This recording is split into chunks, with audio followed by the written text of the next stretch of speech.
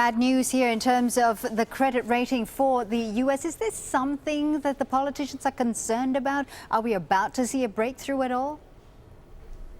Well, it's something that they all say that they're concerned about. We've seen it the last time they had this debate 2 years ago. It didn't change this from coming to the front. Again, we are now talking about just about a day until the Treasury Department says it's going to start running out of ways to pay all of its bills. This is the 15th day of the partial government shutdown, and there's a little bit of breaking news here in Washington, D.C. We expected the Republicans that control the House of Representatives to vote on their own bill, which would reopen the government and allow the country to continue borrowing more money.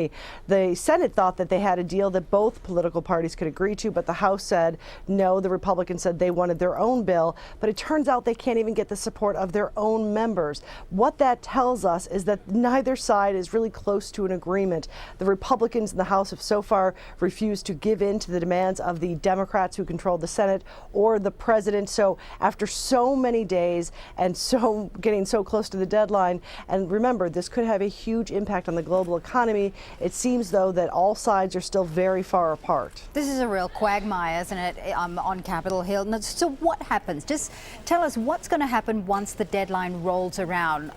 Is America going to totally shut down? Will there be total economic chaos?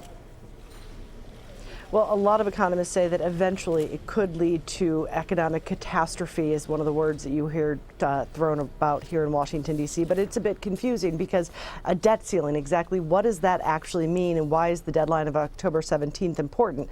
Well, basically right now the Treasury Department doesn't get to borrow any more money until Congress says it can. So on the 17th, it'll have about $30 billion cash on hand.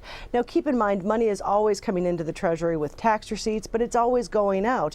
And there are some big bills that are going to come due in the next couple of days. So if they can't borrow that $30 billion limit, it starts to dwindle. And at some point, someone's not going to get paid. That could be debt holders. That means there'd be a default, which would roil global financial markets. Or it could be the elderly here, the poor. It could be employees. It could be the military, contractors. So nobody quite knows when those checks are going to start bouncing. But if something isn't done, most predict it'll be early part of next week. And this really does have an impact. We spoke with an elderly gentleman in a park just down the street from Capitol Hill, and he talked about his life now and that he can barely maintain enough food in his house. He gets $1,600 a month through Social Security. Those payments are at risk. So that man who has no savings would have no money coming in. So this is a very important debate. It's not just about Congress. It's about the people who count on government money.